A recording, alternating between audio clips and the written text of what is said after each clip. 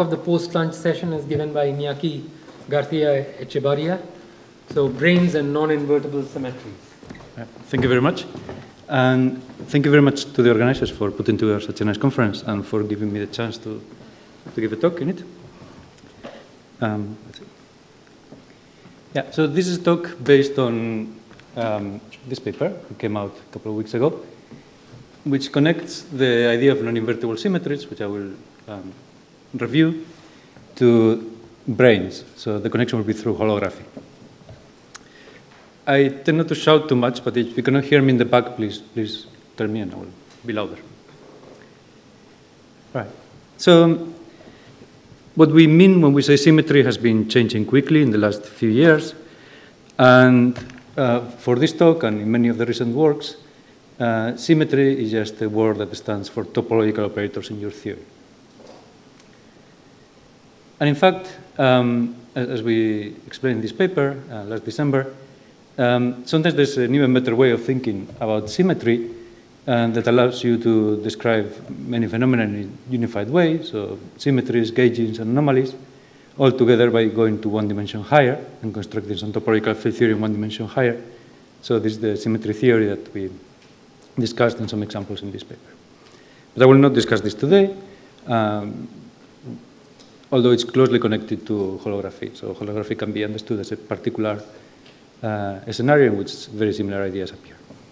But I don't really need this today, so we'll avoid it. Okay.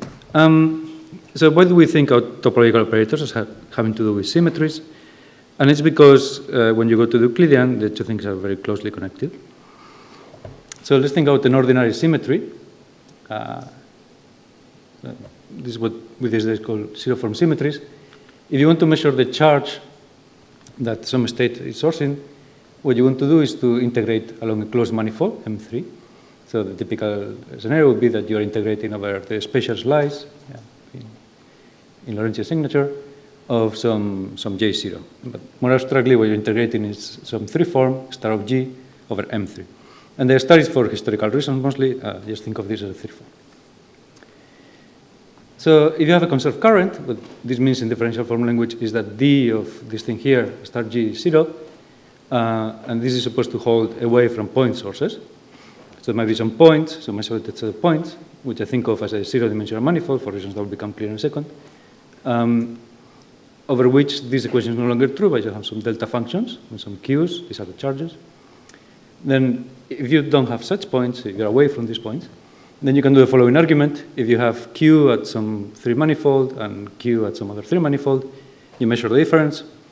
This is the integral by the difference of the manifolds, meaning the disjoint union changing the orientation of this one, of a star G.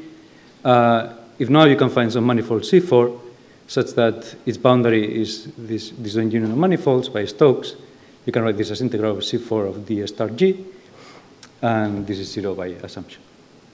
Right? So as long as the manifold C4 that connects your two spaces where you're measuring the charge does not intersect the charged objects, then this Q is conserved. Right? So think of having a manifold, S3, where you're so some 3-manifold, where you're measuring a charge, you deform it slightly without hitting any charge operator, and the value of the charge is invariant. The standard example we all learn is that you have the spatial slice and you move in time, so think of that as a small deformation, and Q doesn't change. But this is a generalization to that, which is applicable to any topology. So, well, then we say that this is a topological operator, or at least is something that depends on the homology class of M3 on, there should be 3 here, on X4 minus the set of points where you have the charges. So P4 is the same thing with C4 and that line? Yeah, sorry, thank you. So, for ordinary symmetries, we can construct the operators that generate the symmetry by exponentiating the charges. This is familiar. For example, if you have a U1 symmetry, what you do is you take this star G charge, you multiply by 2 pi alpha. I think here of alpha as the reals modulo the integers. So this is a number between 0 and 1. And this gives you the unitary operator that measures the charge. Or if you like, the unitary operator that generates the charge in quantum mechanics. So If you have an operator which is charged now, the thing that you actually want to measure, then you can very quickly prove. So let's put B4 to be some manifold whose boundary is M3. So think of this as a ball, the interior of M3. As I'm filling in M3 and I encounter some operator in there. And then you can measure if you have a charge operator or not. Well, how do you do that? You integrate over M3, in the presence of the operator, inside, and then you fill this in using Stokes. And then, because this D star of J is a bunch of delta functions localized at the position of the operators, if you have some operator inside, you will encounter this delta function, you integrate, and you get the charges. Right? So forgetting out this derivation here, what you have is that the action of the generator of the charge on an operator gives you a phase times the operator. As usual, this is nothing fancy, but it's explained in a language that will generalize very easily. So let's go towards the generalizations. The condition that you have points inside M3 can be expressed a bit more formally and a bit more generally by saying that M3 links the points. That is that if you construct some manifold B4 such that its interior is, so that it's the interior of M3, so that the boundary of B4 is M3, then these two things link if the intersection between B4 and the points is non-zero. Okay. So the intuition here is you fill the interior and you see if your pointer in the interior or not. And, okay, it seems like a very stupid thing to say, but the counting here sometimes gets a little bit confusing the first time you see this. So here 3 is one of the dimension of one of the manifolds that you want to link, so M3 here. 0 is the dimension of the set of points, so this is a zero-dimensional manifold, that's why I emphasized this before. And they will link if the total space-time dimension is 1 higher than their sum, because I'm going to fill one of them, let's say M3, and then this is this minus 1 here. Right? So the intersection product, of course, works in the top dimension. Two things intersect at points if they add up to total dimension. Okay, so these are the rules of the game. And now Gayetto, Kapustin, Seiber, and Willett, after explaining all this for classical symmetries, they emphasize that, well, you can do this for any kind of operator. You don't have to do it for point operators. So let's define generalized symmetries as topological operators of this kind. They are associated to manifolds M of dimension D minus P minus 1. So this is in the case of a P form. Just try to understand the counting here in a second. But they're going to be labeled, as before, by an alpha, which is a number between 0 and 1. You could make it a bit more general, some abelian group. And they compose according to the rules of the group that you're under. So if this is an abelian group, I'm going to use plus notation for this. These operators are going to measure p-dimensional defects. They don't have to be topological, so they could be Wilson lines, for example, things like that. And using an argument just as before, if these two things link, so you have the manifold of dimension d minus p minus 1 and some defect of dimension p, these add up to d minus 1, same as here, same as here, so very, very good. And this will give you a phase depending on the alpha, this is the charge of L. Get the impression this is running out of battery. Yeah. Okay, yeah. It's more fun anyway. So in this case, you can do it for any defect of any dimension. So if it's p-dimensional, so they have a p-form symmetry. And the standard case in which you have point operator, a zero-dimensional operator, there will be a zero-form symmetry in this language. Okay, but just a special case. So in the previous slide, I did something innocent that turns out not to be general. So I have imposed that when I multiply operators like that, I get another operator, again indexed by an element of a group. Right? And this is so that the topological defects form a group. It's an abelian group, but more basically it's a group. But really there's no good reason for this. You have two operators, you hit one against each other, you have some sort of OP, it could be anything, right? In general, what you have is anything. So you have the product of two operators, U and B. It gives you a sum of other operators in possibly other dimensions. It doesn't even have to have the same dimension as originally. And in particular, there might be some operator V that doesn't have an inverse. There's no operator in your theory. There's no operator U in your theory, so that U times V equals to 1. Yeah? There's not a necessity, and there are many theories by now that we know where this doesn't happen.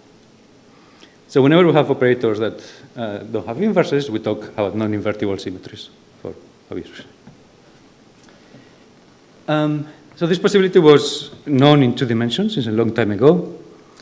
The thing that was very exciting in the last few years was that many examples of theories with non-invertible symmetries have been found in dimensions higher than 2. So these are some of the early papers. By now there are many, many examples that we have found.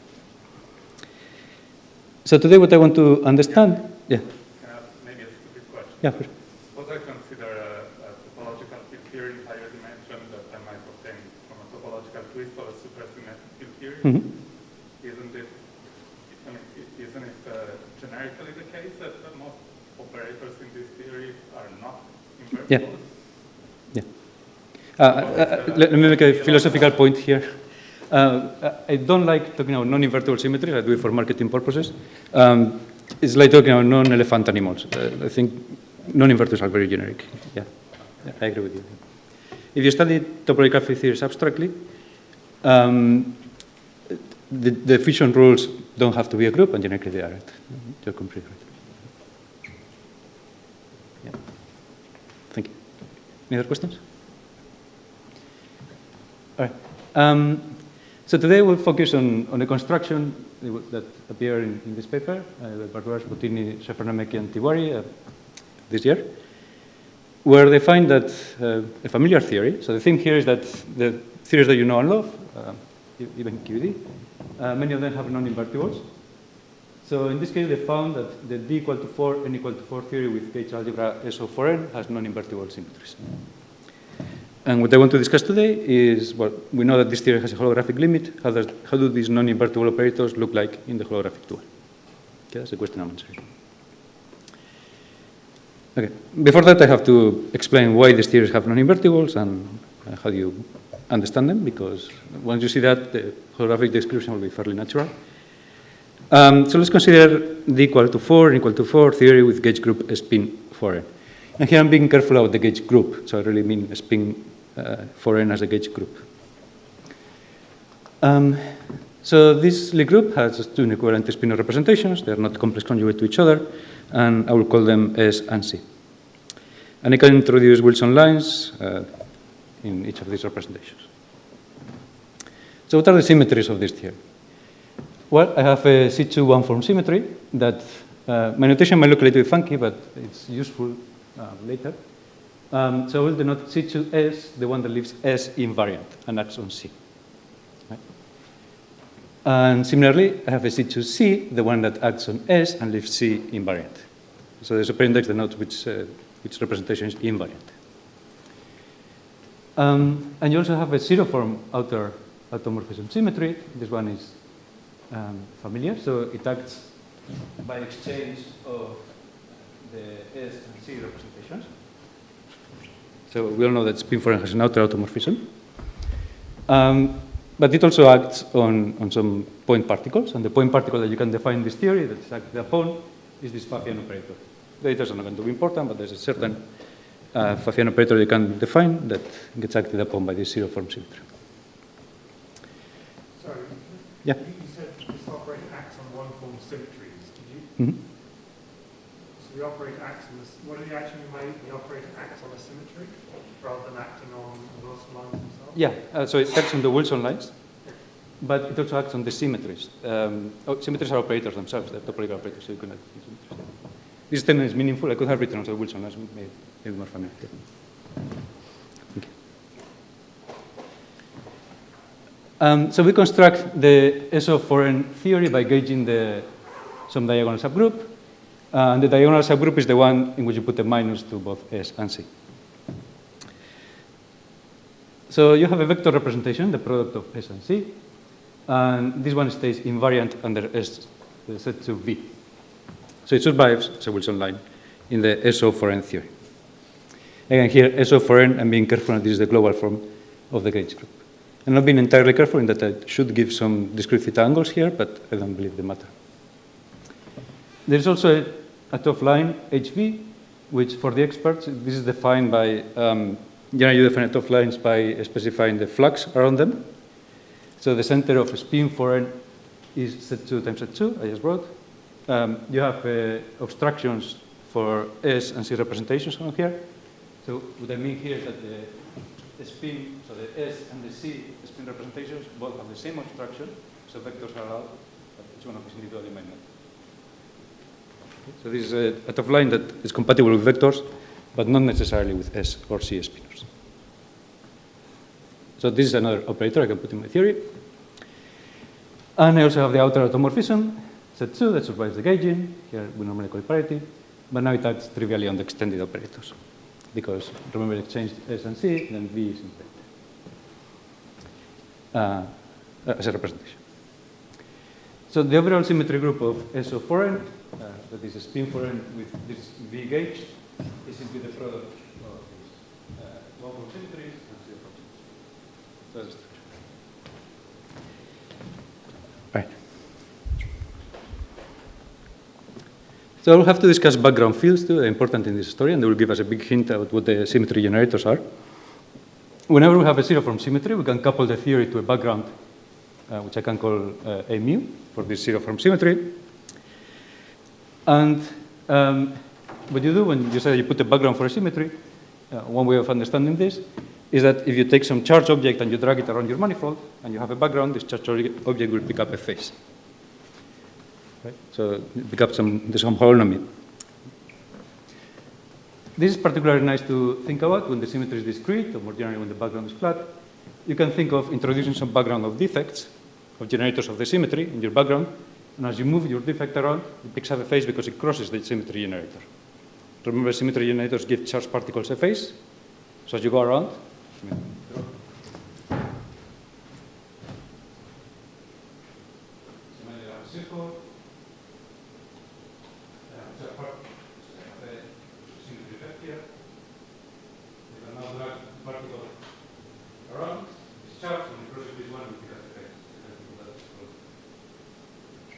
This is a very simple network of defects, one defect. But for more complicated backgrounds, I have more complicated topologies, I can go as wide as I want. Okay. But I want you to keep this in mind, that I can think alternatively of backgrounds as insertions of symmetry generators. It will come useful later. So the same is true for high form symmetries. A background for a P-form symmetry is a P+1 form connection, or you can also think of a set of generators for the P-form. Okay, so in the case of S of 4n, as I mentioned before, we have a symmetry group, which is the parity times these one form symmetries, one acting on the Wilson lines and one acting on the Atoft lines. The corresponding backgrounds are some degree 1 cochain with set 2 values, and some degree 2 cochains with set 2 values. If the notation is a bit unfamiliar, or if these cochains with discrete values are unfamiliar, just think of this as degree 1 and degree 2, the RAM forms on your background. This is essentially correct. So you can show, for example, holographically, I will sketch the derivation later, that the anomaly theory for the S of 4n theory has action as given here. So it's a product of the three backgrounds. This might not be familiar to everybody, so I prepared a quick review of what an anomaly theory is. I'm saying that I have some 4-dimensional theory, and I'm suddenly talking about something that happens in 5 dimensions. So the idea of anomaly theory is as follows, and one of the early examples of this was this beautiful paper by Day and Fried. Whenever we have an anomaly, in the standard sense, the phase of the partition function is not defined as an ordinary function of the background gauge fields. It is only defined up to a phase. That's what an anomaly is. This phase that you pick up can be computed in a very nice way. You can write your partition function, which is well defined up to a phase, so you consider the modulus. And then for computing the phase, you write the exponential of some action, which is the one I gave in the previous slide. So, this one. So this action here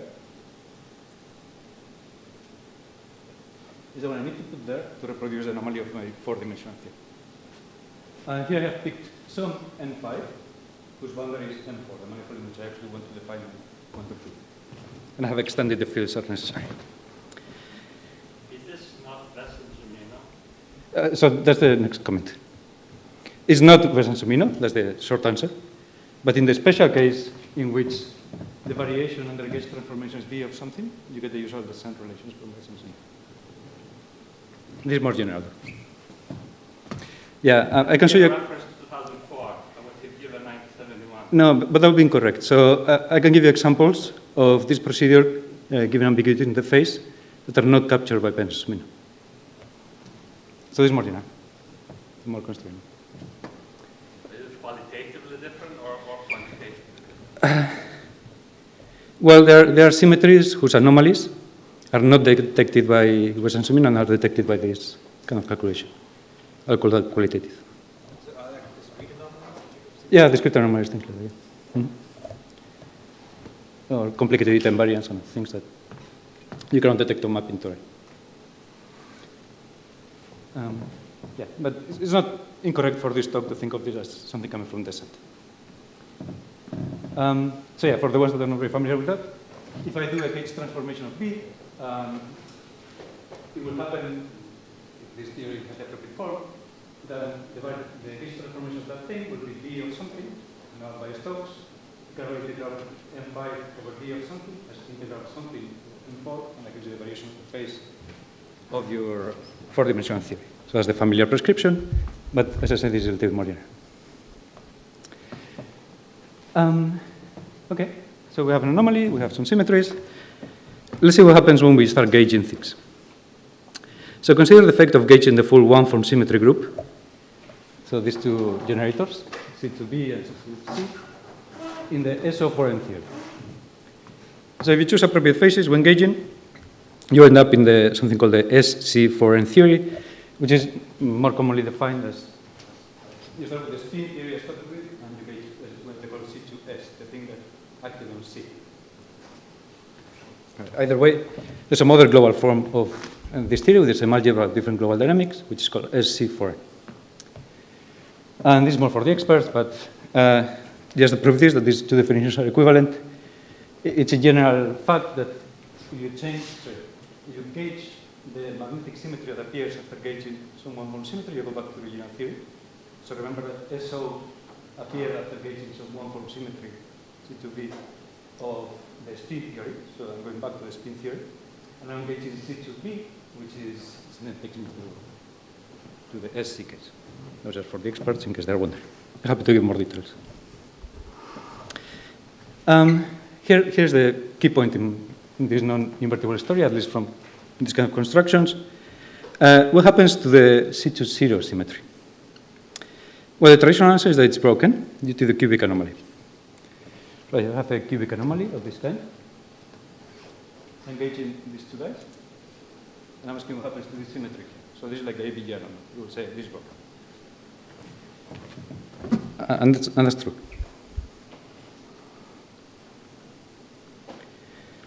That's a true statement.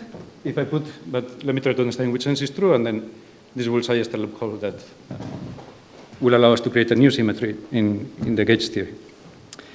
So consider the insertion of a symmetry generator, which I call DM3, for this C2-0 form symmetry. I can think of this, as I mentioned, as it's drawn there, as the insertion of a background, A1 for the symmetry. And roughly this background is the Poincare dual of the manifold where I'm putting the symmetry. Same as there.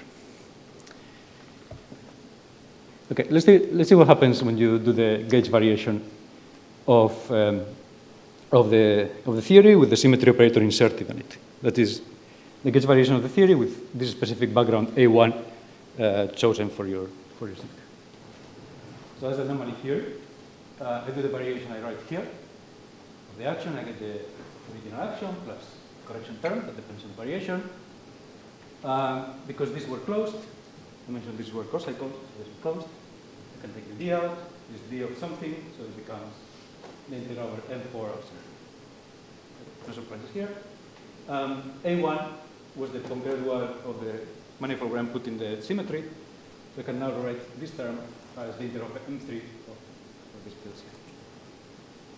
So if I insert one of these symmetry operators, and I have a background for C2, which I will have because I'm gauging generically, then it wouldn't be gauge invariant under the transformation of B. Right? So just to summarize, under this gauge transformation, D is not gauge invariant. It picks up a phase that looks like that. Okay, so that's not the problem in the SO theory before I gauge the one-form symmetries.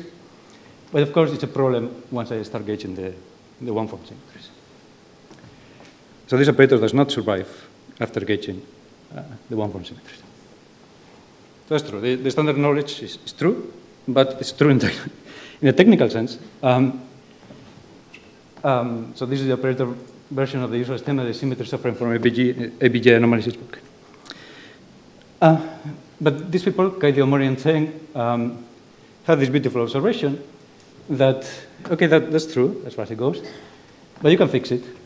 So you can build a new gauge invariant topological operator in the gauge theory by dressing your not gauge invariant operator by some appropriate topological field theory that has also an anomaly, and this anomaly is match. If you can construct this gap theory, then you have a proper operator in the new theory. Right, so how do we do this? Well, they gave some set of examples that are not quite the one I'm going to discuss in my talk. The one I will discuss in my talk was done a little bit later with the previous paper.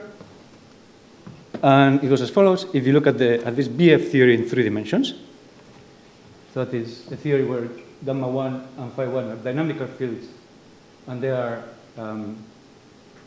cochains of degree 2 on M3 with C2 coefficients. Again, think of a 2 form, if you like. These are dynamical fields on M3, and this B2 and C2, from the point of view of the topographic theory in 3D, they're background fields. Okay, so I'm going to construct this 3-dimensional background, this 3-dimensional topographic theory, and argue that it has an anomaly that compensates the anomaly of my symmetry operator. If this is true, then I can construct a new operator. And this is going to be a new operator. The old one, that was not gauge invariant, times a new one, which is also not gauge invariant, just whether the total thing is gauge invariant. Okay, so the proof is not very hard. So you have this theory here, the BF theory. We do the variation, B goes to B plus variation of lambda. Theory of lambda. So this is what happens if you pick up a phase, simply because the only thing that changes is the P there. You pick a phi 1 cap with 0 lambda. Integrate by parts. Use the equation of motion here. So the equation of motion is variation of phi 1 equals to C2. You obtain that by varying gamma 1. Yeah? The pair linearly, so it's immediate. I'm not worrying about signs. This is all C2 valid. So I might be having some signs off, but they're meaningless. So you have this equation of motion. Replace it in the variation in here. And you get this. Very straightforwardly, we have shown that the BF theory has precisely the same anomaly. And therefore, this operator here is actually gauge invariant. So yeah, the original operators were broken, but we have one that is very close and it's not broken. It's gauge invariant, survives in the theory. Of course, there's a price to pay. The price to pay is that now if you try to fuse these operators, they have a much more complicated algebra. Before you had the D's, you put 2 D's together and you got 1. These were C2 valid. It was really a group of symmetries. Here something more interesting happens. Can I ask? Yeah. Did you add new degrees of freedom or did you use the existing degrees of freedom? Very good. That's a very important question. This doesn't add any new degrees of freedom to the theory, to the 4-dimensional theory. I'm dressing the operator in 3 dimensions.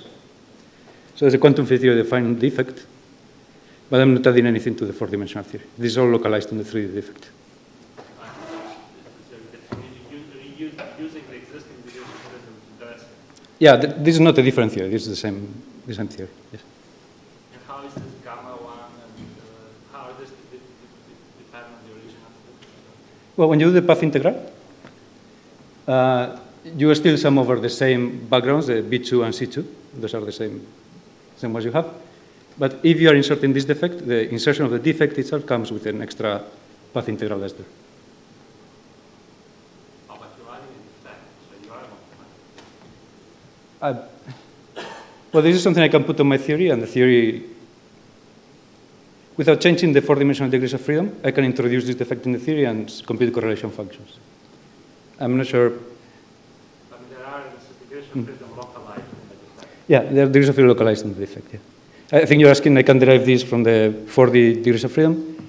I don't know how to do that, but this is still something I can put in the four-dimensional theory to probe it, to see how it reacts. So it's a well-defined operator of the same theory. Yes? Say it slightly differently. If I put the 4D theory on a boundary, Mm-hmm. do I see boundary degrees of freedom that weren't there before you added the normal? No. Sorry, sorry. This operator is an operator I can put in the theory. Sorry, if I put the three manifold on a boundary, Yeah. will I see extra rows in this new theory? Three manifold on a boundary. Not the 4D theory, but the 3D. So the 4D theory doesn't exist. So I put the 4D theory on a manifold with boundary and then the 3D thing also on the boundary. I think I'm just suggesting that sometimes you can modify a theory locally. Mm-hmm. It's with the same degrees of freedom, but if you put it on a boundary, you'll see boundary rows that didn't exist before you modified the theory. Yeah, the sort of boundary conditions. The lab, it would be experimentally different. Yeah, I can give you the answer I think is correct, but this might be something we want to discuss after. The set of boundary conditions you can construct for the 4D theory, I believe, is unaffected by this. I'm not doing anything here to the 4D theory. I'm just saying, you have the 4D path integral. I can put this specific insertion in it, if I like, over a three-dimensional manifold. And that's the only statement I'm making. I'm not modifying the sum in 4D. I'm modifying the sum once I put this operator. Yeah, and I guess, sorry to interrupt, but I mean, you can't do this if the three manifold has a boundary. If the three manifold, yeah, but then, yeah, let's do this later. If the three manifold has a boundary, you want to put the three manifold with boundary, but the four manifold without boundary? Is that? I don't know. We can do many things, but I think maybe we can discuss later.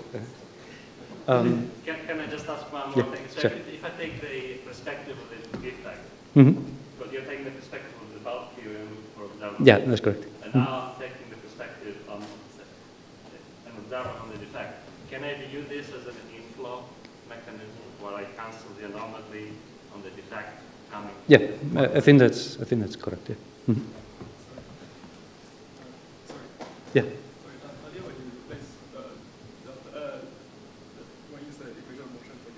Mm-hmm. I think at the back of you see as the delta exact. Let's see. Here? Yes. Yeah, it's yeah. Phi 1 is trivialization of C. Yeah, that's correct. Mm-hmm. It's not closed anymore, but sorry, Phi 1 is not closed, but it's like this, and C2 has to become exact on the defect. Yeah, that's correct. That's familiar in string theory, by the way. Like the B field does this on Branes. Okay, very good. Any other questions? So this is a very subtle point. I'm happy that it was brought up. I'm going to be talking about these operators here, n. So let's see what happens when we put two n's. We put two n's together here. So this is n times n. So what do we have? We have a path integral on each n, and the sum of the actions in the exponential. And now with a simple change of variables, we introduce these hatted ones, which are the sum, the things that appear here. So I think the exponent simplifies a little bit. And now you see that the things without the hats, so this phi 1 and gamma 1, they appear linearly, so they impose constraints. In particular, they impose that these hatted variables are flat. And integrating them out, you have that the sum is the path integral over the gamma variables now of this expression here. That depends on the background fields. These are background from the point of view of the 3D theory. So we found that this product is this thing here, because everything here is flat, all the fields are closed. The action depends only on the homology of these guys. So I'm going to Poincare dualize these ones and write it instead in terms of a sum over two cycles. So n times n is the sum over two cycles of something I call d, which is the integral of C2 over gamma. So that comes from dualizing this one. I dualize gamma into capital gamma. Yeah? And this is the integral of C2, so it becomes here. And similarly for this one, I'm dualizing phi1 into big phi, and I integrate b2 over that. Right? So this is basically going from cohomology to homology. That's nothing deep. But it allows us to express the right-hand side a bit more beautifully, physically, because now you can identify these B2 operators that appear here as the operators in the gauge SC theory. So these are the things that measure the one-form symmetries in the gauge theory. So what have we found? We have found that the product of n with itself is a sum of operators in the gauge theory. Okay, this doesn't quite immediately imply that the symmetry is non-invertible, but with a little bit more work, you will see that it is. This is a generic structure in which you get operator times operator, which should give you set 2 if it was a group, and it becomes a sum of things. Think of this as the unitary implementing the operator. It's a unitary times unitary gives you a sum of unitaries. That's not what you get typically. Okay, very good. Any questions? So the physical interpretation, which is a bit funny, is that we are taking these one-form symmetries of the SC theory and we're gauging them over M. We're summing over background symmetry. So it's a bit of a funny operation. It has the name condensation that was introduced by Gaiotto and Johnson-Frame. Okay, so we find that M3 is non-invertible, as I said, with a little bit of extra work, but this is the gist of it. Okay, so there are some other cases. I will just go through them briefly. We have the cubic anomaly, which was of this form in the SO4N theory, and we obtain non-invertibles by gauging the one-form symmetries simultaneously. But this idea of gauging 2 out of 3, so we have an ABG anomaly and with rest, this works for any 2 symmetries that you get. So for example, if you gauge the zero-form symmetry and C2M, you go to a global form which is called P+, and this one also has non-invertible symmetry, comes from the other guy that's naively broken, but really just becoming non-invertible. And similarly with some other theory which is called P over. So everything I'm going to say can be done for those also. Okay. So time is a bit of an issue. 10. Yeah? 10. 10 is great. Yeah, I can finish it. Thank you. So the n equal to 4 SO4N family of theories has a well-understood holographic limit. And what I did in this paper was to understand what this non-invertible structure was coming from in the holographic dual. And by the way, there was a nice paper coming simultaneously where they studied a similar question in a slightly different system. So here are the 3 main claims I'm going to make, and I'm going to give evidence for them. If you insert a non-invertible symmetry generator in the field theory of this kind, what you want to do in the gravity dual is to include Branes in the sum. This funny BF sector, that is the non-invertibility of n, arises from something that is always there for Branes, which is they have a U1 gauge group on them, if you have a single brane. So if you treat the U1 carefully, you'll find this BF theory I was describing before, the non-invertibility. And this is a bit more familiar one, but it's worth saying. Whether these things are invertible or not, so the bulk will always be the same, but whether there's invertible or not depends on the boundary conditions of input. Okay. So let me start by the last point. All these theories have the same local dynamics, so the bulk dynamics in the holographic dual is the same. What is different is the choice of boundary conditions. So Witten did this for SUN in '98. Very recently, last week, Oren, Bergman, and Hirano did this thing for SO, because I'm discussing. The holographic dual can be obtained by taking a near horizon limit of a system of D3 branes. So you put D3 branes on top of an O3 plane. And there's another paper by Witten, the same one, where he discusses this. And the holographic dual is what? If you take the near horizon, well, you almost get the S5, but because of the orientifold 3 plane, it's actually a C2 quotient of the S5 in which you identify opposite points.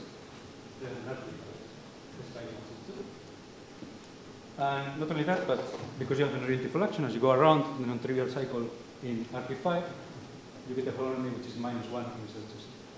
And this can also be expressed as -1 FL omega in words of variance. Okay, so this is the background. Geometrically is RP5 in the internal space, but it has some little twist, some little duality twist. Okay, so let's study the operators in the theory. So we obtain duals to various operators in the field theory by wrapping branes on cycles inside RP5. And there are many, but I will just focus on the ones that matter for my discussion.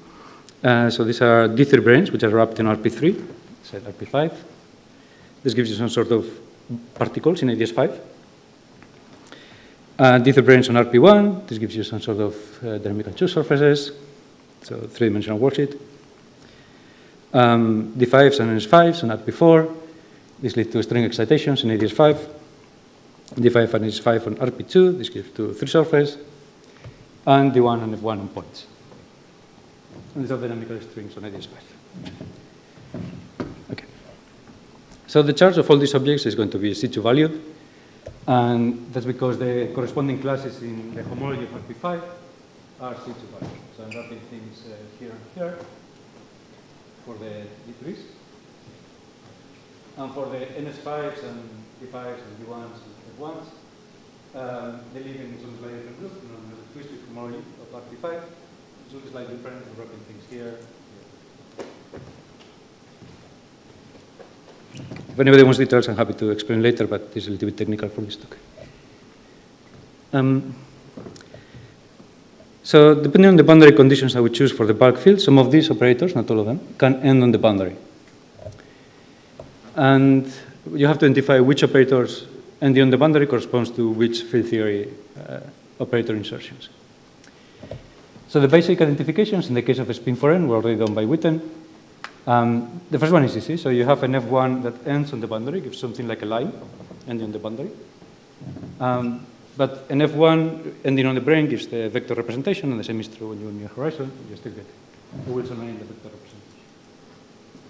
Another one which is trickier is if you have a D5 on RP4. This gives you a two-dimensional thing on ADS5. You make it end on the boundary. You again get the Wilson line, but this time it's in the S spinor representation. The calculation here is more complicated, but Witten did it. You do a quantization and zero modes, and you see it's in spinor representation. And, well, because the C is in the product of S and B, you find that, but it's in the same class modular screening. A bounded state of the two branes are both, so a D5 with an F1 gives you the WC C spinor representation Wilson line. So we have identified all the basic Wilson lines in the spin 4n theory. Yeah, sure. In the n equals 2 case, you have priority of these representations. Oh, yes. To spin, am I getting it right? Spin 8, Yeah. the vector of the two spinners has got priority. Yeah. Is that visible in the dual? Or, I mean, I guess the dual word makes sense. Yeah, I'm not sure how to, yeah, it's a good question. I don't know how to argue for that. For n equal to 2, yeah. Yeah, good question. I thought about it. It's a very sporadic for this n equal to 2, so it's not a large phenomenon, so it's not super rare. I'm not sure. Yeah, that's a short answer. Thank you. Right, so you have also another operator, which is a D3 wrapping RP3, and if it ends on the boundary, it becomes a point, and this point is this Fathian operator I was mentioning before. Again, we can identify this one. Okay, so let's see what happens when we gauge to go to SO4n. So when we go to this theory, we gauge the diagonal C2V. Remember that the vector is invariant, so the vector Wilson line is invariant, it survives, and the Fathian is still there. So again, invariant as a representation. So an F1, as before, ending on the boundary is a Wilson line in the vector representation, and the D3 on the boundary is the Fathian operator still. So there's still there. But the spinors are not there anymore, S and C, because they're not gauge invariant. And what we have instead is a tooth line, HV, which is the one I mentioned before. So we know from field theory that HV appears when you do S-duality of SO4n. SO4n maps to itself under S-duality with the right choice of theta angles. And this S-duality maps the Toft and Wilson lines to each other. So it must be the case that whatever this thing is in the field theory is the S-dual of what the vector line was. So the S-dual of the F1 string theory is the D1. So by this quick-and dirty argument, you can do this slower.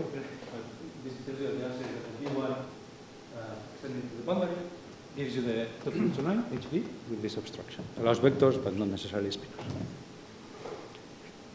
And finally, you can multiply both, the vector Wilson line and the FF line, and you get the diagon. So these are the lines in the SO foreign theory. Okay, so let's identify the background fields. So as I mentioned a few times already, the symmetry is the 0 form times the 1 forms. And it's acting on the Pfaffian, which is a D3, we know now, the vector, which is an F1, and the line, which is a D1. So if we want to introduce backgrounds for these objects, the background for the symmetries under which these things are charged, as I mentioned before, a background is something that gives an holonomy of the field. So it has to be something under which these branes are charged electrically. As it goes around, you pick up a holonomy. So this allows us to immediately identify what happens to the backgrounds. If we want to introduce a background for B2, for example, the field here, we want to introduce a background for H3, which is the field under which the F1 string is charged. Remember that, just to go through this again. F1 is the vector representation, which is the thing that B2E talks to. And I want to introduce a background for an F1, let's introduce a B2 background in the string theory.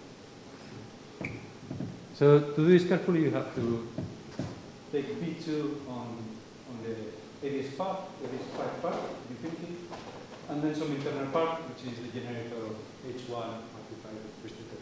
This is technical.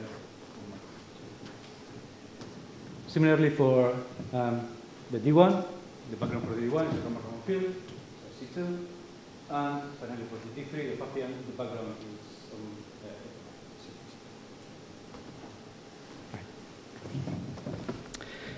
So now, once you know what these backgrounds are, one little calculation I will not present. I'm happy to give details in private if you like. It will appear in this paper soon. Is they can obtain the anomaly by taking the F3, H3, F5 term in type 2B and integrating over the internal space, and you will see this anomaly. It's a fun calculation. Okay, so here's the main puzzle, and then I'll finish quickly. So we have identified the charged objects and the backgrounds. How the symmetry operators? Well, they have to satisfy various constraints.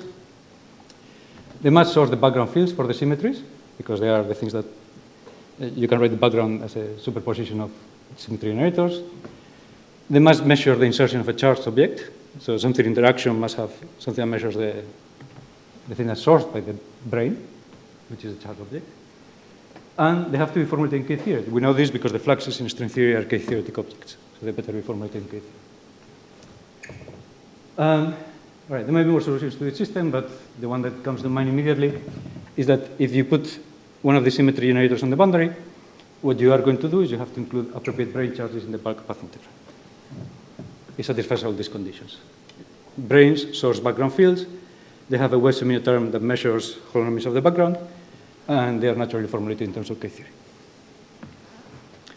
So here are some examples for the things I was discussing. If you have something that measures fundamental strings, well, there's going to be the NS5, right? You want to know the F1 is here. You measure the flux of C6, and NS5 is the thing that has that in the action. Similarly, for a D1, you have a D5, and for the Pfaffian, you get a D3 and R2. In the paper, I include the arguments for why this is the right choice. Okay, and just quickly, this seems like a natural identification, but it's a very constraining check. If true, it should be that this funny BF theory that we introduced by hand in the field theory, or something equivalent to it, appears in the D-brane action. And you can go and check and put the U1 theory, for example, for this one, D3 compactified in RP1. You study the U1 Young's theory on this RP1, and the effective action is precisely this one. So let me just outline the calculation. It's a technical calculation, so I'm going to explain the details. But the three terms can be understood as follows. So I have to do differential cohomology, and the Germans already gave me looks. So yeah, a theory with action like that is simply a discrete set 2 gauge theory. So let's try to understand why that happens. You put a D3 on an S1 such that there's a -1 action on the connection as you go around the S1. The field theory will get projected down to C2. That seems fairly natural, and you can prove this in detail. So this term is simply encoding the fact that there's a C2 gauge theory living on the effective object in 3 dimensions. Importantly, if you do this in detail, as we do in this paper, So you can identify gamma 1 with a reduction of F, the field strength, and phi 1 with a reduction of stagger. So these things are natural things in terms of the field theory. Yeah? You said the breakdown, just talking about the variables, or you looking at the DDI? I mean, Jamils plus Westman. All this is in the resume. No, this one is actually in the kinetic term Jamils. This fact comes from the fact that effectively you have the Jamils coupling in the U1 Maxwell theory.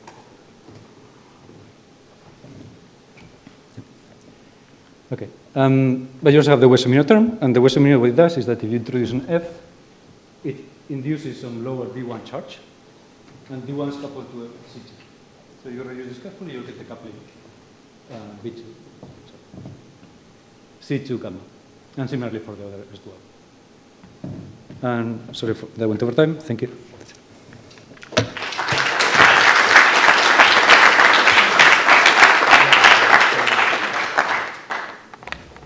So in the interest of time, can we break for T and be back at 4? Exactly 4. 4. Yeah. We have a class that don't have 5, that's the problem. The reason is we have a exciting gong show and 16 gong show participants, and we have hard cutoff. We need to leave this room by 5 o'clock.